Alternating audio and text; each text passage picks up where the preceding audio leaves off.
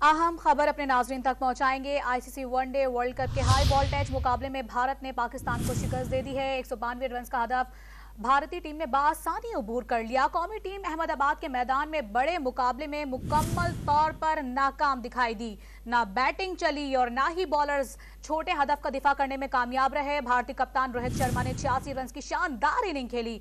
इससे कबल भारत ने टॉस जीतकर पहले बॉलिंग का फैसला किया तो पाकिस्तानी बैटिंग लाइन बड़ा स्कोर ना कर पाई और 42.5 ओवर्स में 191 रन पर ही आउट हो गई। बाबर आजम 50 और मोहम्मद रिजवान 49 रन बनाकर नुमाया रहे, जबकि पाकिस्तान के 6 बैटर्स डबल फिगर में भी दाखिल ना हो सके। आपको बता रहे हैं आईसीसी वनडे वर्ल्ड कप में पाकिस्तान की इंतहाई मायूस कुन कारकर्दगी तमाम तर क्रिकेट लवर्स को पाकिस्तानी टीम ने मायूस कर दिया।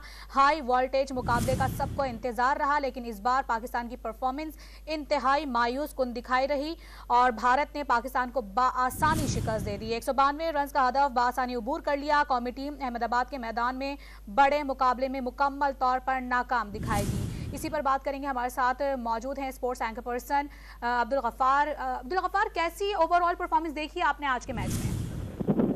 परफॉर्मेंस तो थी नहीं, बस हमने की सिर्फ मैच ही देखा है और मेरे ख्याल में इस सवाल से परफॉर्मेंस का वर्ड निकालने तो बहुत मुनासिब होगा। इंतहाई मतलब नाकिस कारकर्दगी है। पाकिस्तान की पूरी कौम इस मैच का वेट कर रही थी। उम्मीद थी कि चले T20 वर्ल्ड कप के बाद इस वर्ल्ड कप के मेंस वर्ल्ड कप के वनडे मैच में भी पाकिस्तान टीम शायद पहली मरतबा भारत को हराने में कामयाब होगी, लेकिन 155 रन पे 2 आउट थे और उसके बाद जो पाकिस्तान टीम का कोलैप्स हुआ है, आई थिंक इसकी कोई जस्टिफिकेशन नहीं है। ये एक प्योरली, हालांकि मैं आपको बताऊं कि पाकिस्तान टीम के साथ माहिर नफ्सियात अगस्त से मौजूद हैं, उन पाकिस्तान टीम के साथ ट्रैवल कर रहे हैं, लेकिन पाकिस्तान टीम की जो आज मैंने परफॉर्मेंस देखी है ये प्योरली, मुझे ना तो विकेट में कोई प्रॉब्लम थी ना बॉलिंग एक्स्ट्राऑर्डिनरी हो रही थी।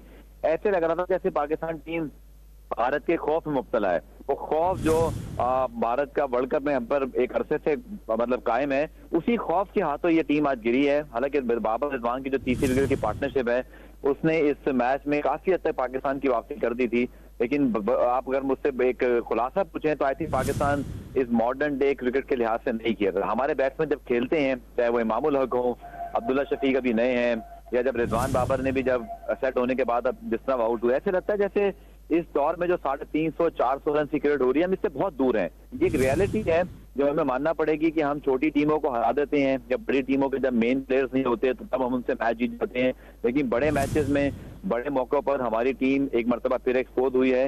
ये वर्ल्ड कप में पाकिस्तान टीम के लिए बहुत बड़ा, न सिर्फ एक मुझे लगता है कि मैच के लिहाज से धचका है, बल्कि नफसियाती तौर पर भी बहुत बड़ा धचका है। पाकिस्तान की टीम जिस तरह आज ये मैच बुरी तरीके से हारी है, अगले मैचेस पाकिस्तान को ऑस्ट्रेलिया से खेलना है, फिर अफगानिस्तान से, फिर जनूबी अफ्रीका की टीमों से। उन मैचेस में उठना पाकिस्तान टीम के लिए बहुत बड़ा चैलेंज होगा और एक मजमूई तौर पे आई थिंक पूरी कौम बहुत मायूस है, परफॉर्मेंस से शदीद मायूस है, क्योंकि अगर आप फाइट करके मैच हारते हैं, आप मैच के अंदर एक ऐसी परफॉर्मेंस देते हैं जिससे लगे कि आपने ओपोनेंट का मुकाबला किया है, तो चलें तब तो एक आप जो है तज्जिया कर सकते हैं कि यहाँ गलती हुई, यहाँ गलती हुई। लेकिन आप देखें कि 36 रन पे आखिरी 7 विकेटें पाकिस्तान की गिरी हैं। आई थिंक ये कह लीजिए कि इस परफॉर्मेंस की कोई जस्टिफिकेशन नहीं है। ओवरऑल पाकिस्तान की टीम यकीनी तौर पर मायूस कुन कारकर्दगी उसकी जाने से दिखाई गई और आज की जो जीत थी वो भारत को थाली में रखकर पेश की गई। अब्दुल गफ्फार हमारे साथ मौजूद थे, गुफ्तगू कर रहे थे। बहुत शुक्रिया आपका।